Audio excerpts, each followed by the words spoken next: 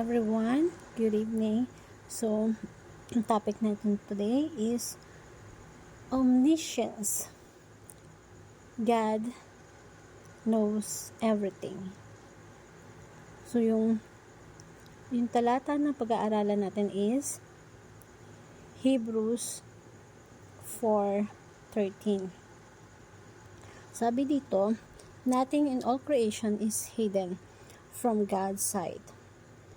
So, sabi ng sumulat ng Book of Hebrews, walang nilalang na makakapagtago sa Diyos. Everything is uncovered and laid bare before the eyes of Him to whom we must give account. Walang nilalang ang makakapagtago sa Diyos. Ang lahat ay hayag at lantad sa Kanyang paningin, at sa Kanya tayo masusulit ng ating mga sarili. Sabi dito sa Matthew chapter 10:29-30, sabi ng Panginoon, "Are not two sparrows sold for a penny? Yet none of them will fall to the ground outside your Father's care. And even the very hairs of your head are all numbered." So, sinasabi dito na kahit yung pagbagsak ng maya, pagkahulog ng maya, pagtanggal ng kahit hiblang buhok natin, alam ng Diyos yun, batid ng Diyos yun. Lahat nangyayari. Even sa mga hayop, sa mga nahulog na mga hayop, na mamatay na mga hayop, kahit tipaklong yan, alam ng Diyos lahat yun. At maging yung mga buhok sa ating mga ulo ay bilang lahat. So, ibig sabihin, yung numbers of hair, alam ng Diyos yun. Alam yung pangalan natin, gaano karami yung bituin, gaano karami yung butil ng buhangin sa karagatan. God knows everything. And first teaching, God's knowledge is complete and perfect. Ibig sabihin, ang Diyos natin hindi natututo, nadadagdagan yung kaalaman ng Diyos. Kasi yung kaalaman niya perfect na. He knows the past, present, and future. Alam niya yung ginawa natin in the past, ginagawa natin sa kasalukuyan, at gagawin natin sa hinaharap. Remember that God is outside the time. Ibig sabihin, yung Diyos nakikita niya yung past, present, and futures simultaneously. Nasa labas ng panahon ng ating Diyos. So, God's knowledge is perfect. Ibig sabihin, hindi siya natututo or nadadagdagan yung kaalaman niya kasi infinite na. Pwede nating sabihin na hindi nagugulat ang Diyos. Kaya yung tanong natin sa devotion is, nagugulat ba ang Diyos? Mga kapatid, kapag nabangga ka na aksidente ka, hindi nagugulat ng Diyos. Lahat yon alam ng Diyos. At lahat yon pinahintulot ng Diyos. Kasi may dahilan, may purpose. And kasama sa plano ng Diyos yun. Kahit na may mga pangat nangyayari sa buhay natin, alam ng Diyos lahat yan. May mga pinapahintulot ng Diyos na nangyayari sa buhay natin for a reason. At sa tingin ninyo, pangit yung nangyayari sa buhay natin ngayon, puro problema.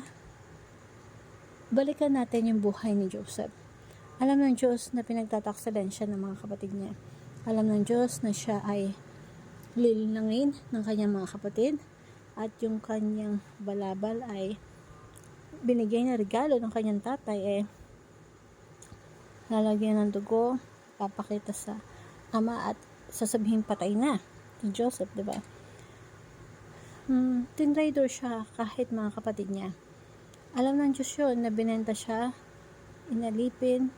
God knows everything. Pero maganda nun is may purpose ang Diyos sa buhay ni Joseph. Kahit na nakulong siya, kahit napagbintangan pa nga siya, diba?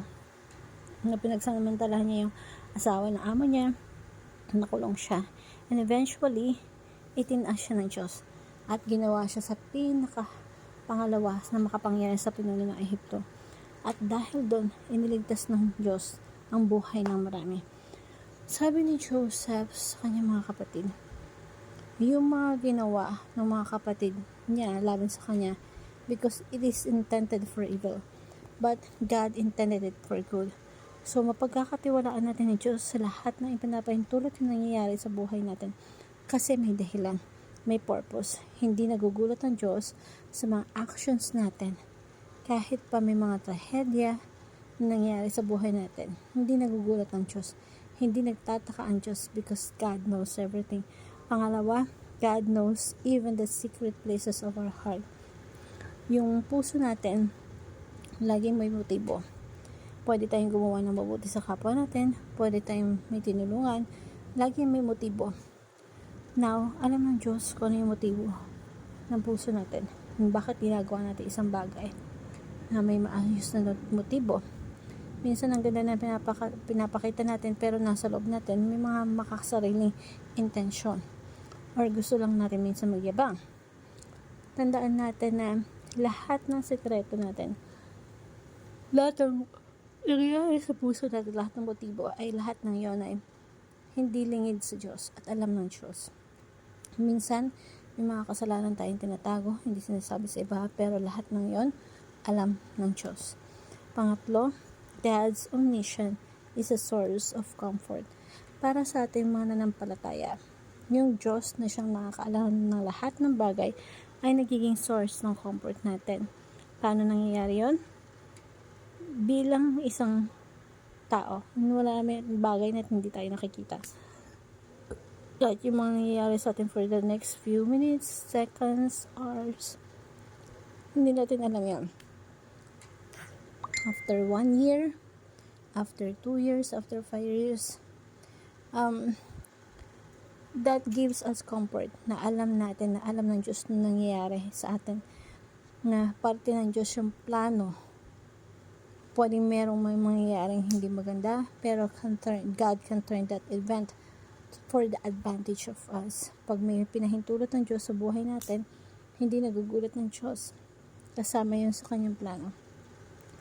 At yung mga masamang intensyon ng tao, kayang gawin ng Diyos na mangyayari sa ikabubuti.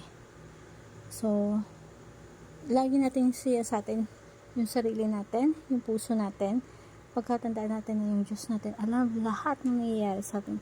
Alam lahat ng desisyon na ginagawa natin, desisyon ng mga tao sa paligid natin. God knows our situation.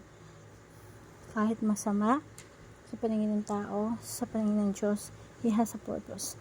We may not know now, hindi natin alam ngayon, but someday, maybe, malalaman natin. But, if enough for us to know that God is good, at alam niya ang kanyang ginagawa, at alam niya ang pinakamainam na mabagay or mabuti para sa atin. So, yung application natin is, number 1,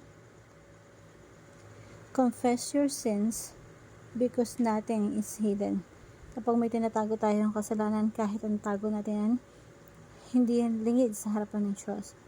Parang bilang magulang, pag may ginawa yung masama yung anak natin, alam natin yun. Alam natin na may ginawa siyang masama. Na sometimes sinasabi sa kanila at inaantay natin na sila yung mag-confess at lumapit sa atin at sila na mismo magsabi. Ganon din sa ating Panginoon. Kung meron tayong nagawang mali, hindi yun lingid sa kaalaman niya. Because God knows everything. God knows our motives. God knows our heart. Kaya kung meron man tayong nagawang pagkakamali sa Diyos, now is the time to confess. Kung kinakausap ka ng Panginoon, you have to confess. Tell to the Lord. Apologize to Him. Humble yourself. Hindi aksidente. Nakikinig ka ngayon, napapakinggan mo to, nag-uusap tayo ngayon, hindi aksidente to. Hindi din aksidente na padaan tong topic na to. If you have to confess something, tell it to the Lord. Tell Him, Lord, I'm sorry, nagawa ko itong mga bagay na to. Patawarin niyo po ako. Pangalawa, trust God's plan, for He sees what you cannot. And pangatlo, believe that you are fully own and still fully love. Tandaan mo yan. So, pagkatiwalaan natin yung plano ng Diyos, especially kung tayo nasa Kanya, you surrender your life to Jesus, God has a beautiful plan for your life. At sinimulan ng Diyos na mabuti sa buhay mo at lulubusin niya yon Just trust God's plan kahit pangit pa yung nangyayari. Ang Diyos ay mabuti.